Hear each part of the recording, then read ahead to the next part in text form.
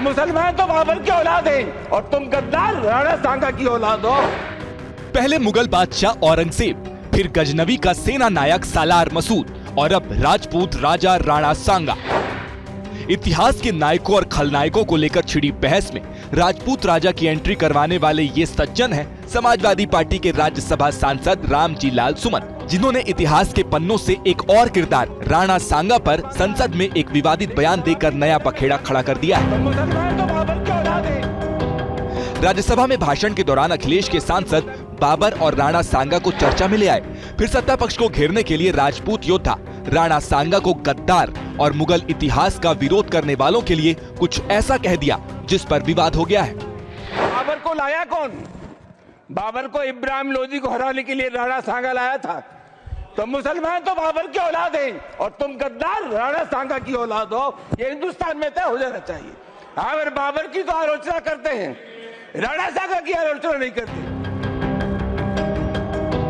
राणा पर सांसद रामजी लाल सुमन की इस टिप्पणी को बीजेपी समाजवादी पार्टी की मुस्लिम तुष्टीकरण की पराकाष्ठा और राजपूतों ही नहीं बल्कि पूरे हिंदू समाज का अपमान बताते हुए सीधे अखिलेश यादव को कटघरे में खड़ा कर रही है। भारत के इतिहास की समीक्षा करने वाले आने वाले आज नहीं 1000 साल तक जब कभी भी समीक्षा करेंगे तो कभी बाबर और सांगा दोनों को तुलना करके एक पलड़े में नहीं रख पाएंगे। राणा सांगा किसी भी कीमत पर गद्दार नहीं हो सकते। वो कहने वाले अखिलेश यादव को मैं बताना चाहता हूं कि ये बार बार हिंदुओं पर अटैक करना और जाति विशेष पर अटैक करना छोड़े, नहीं तो उनके लिए आने वाले समय में बहुत दिक्कत होगी।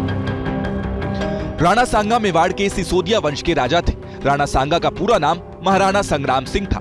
राणा ने विदेशी आक्रमण के खिलाफ राजपूतों को एकजुट किया। 1527 में राणा सांगा और बाबर के बीच खानवा का युद्ध हुआ था। खानवा युद्ध में घायल होने के बाद राणा सांगा बाबर से हार गए। बाद में राणा ने सेना को फिर से संगठित करने की कोशिश की, लेकिन सामंतों ने राणा को जहर देकर उनकी हत्या कर दी थी।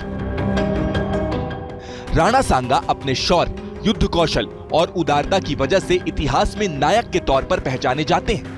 इसीलिए राणा पर समाजवादी पार्टी सांसद के बिगड़े बोल की वजह से राजस्थान समेत देश भर में राजपूत समाज का गुस्सा बढ़ता जा रहा है और करनी सेना समेत कई संगठन रामजी लाल सुमन की सदस्यता खत्म करने की मांग कर रहे हैं। इससे घटिया कोई सोच और मानसिकता हो नहीं सकती। देश में विभाजनकारी राजनीति की तरफ बढ़ने वाले ये लोग आज हिंदुस्तान नहीं पूरी दुनिया जानती है कि महाराणा सांगा जिनके शरीर पर 80 घाव लगे थे और उनके अंतिम जो प्राण है उन्होंने युद्ध के मैदान में त्यागे, इस प्रकार के महान योद्धा के बारे में अगर इस प्रकार की कोई बात करता है तो कतई हमें स्वीकार नहीं है। इनको राजस्थान के इतिहास का कोई अनुभव नहीं है, न जानकारी है, उनके दिमाग का दिवालिया निकल चुका है। वहीं सालार मसूद के नाम पर मेले को लेकर यूपी में छिड़ी बहस को योगी सरकार के मंत्री ओपी राजभर ने और हवा दे दी है। राजभर ने मांग की है कि बहराइच में हर साल लगने वाला मेला अब सालार मसूद नहीं बल्कि उसे पराजित करने वाले महाराजा सुहेल देव के नाम पर लगे। बात का प्रमाण है कि राजभर महाराजा सुहेल देव जी ने उस अस्थाई को, उस लुटेरे को उस नानपारा के मैदान में दफन कर दिया। तो मेला तो राजभर महाराजा सुहेल देव जी का लगना चाहिए।